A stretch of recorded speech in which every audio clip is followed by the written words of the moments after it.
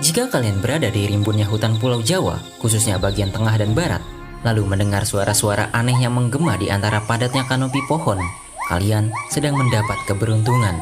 Karena bisa jadi, suara itu berasal dari salah satu makhluk unik yang langka.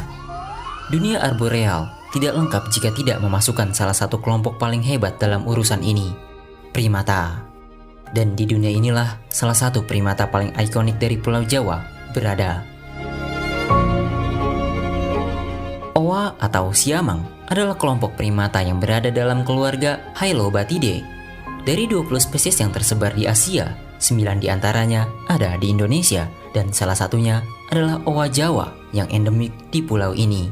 Dengan ciri uniknya yang membedakan mereka dari spesies lain, yaitu rambutnya yang berwarna abu-abu kebiruan. Owa sangat suka menjelajah kanopi hutan, bergelantungan dari cabang ke cabang. Mereka punya tangan yang sangat panjang, bahkan jika berdiri tegak, tangannya dapat menyentuh ujung kakinya sendiri.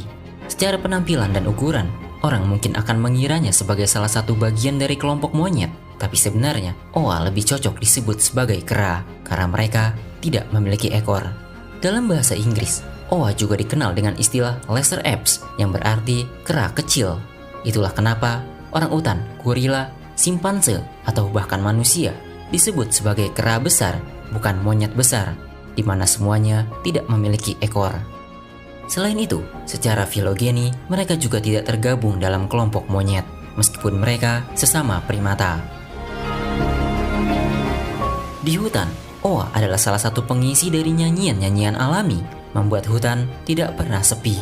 Mereka biasanya mulai bersuara sejak dini hari hingga menjelang terbitnya matahari, antara pukul 3 sampai 6 pagi, seolah menyambut fajar tiba. Suaranya dapat terdengar hingga 1 kilometer jauhnya.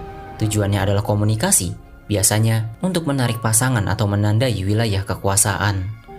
Owa adalah hewan yang setia. Mereka cukup dengan satu pasangan seumur hidupnya.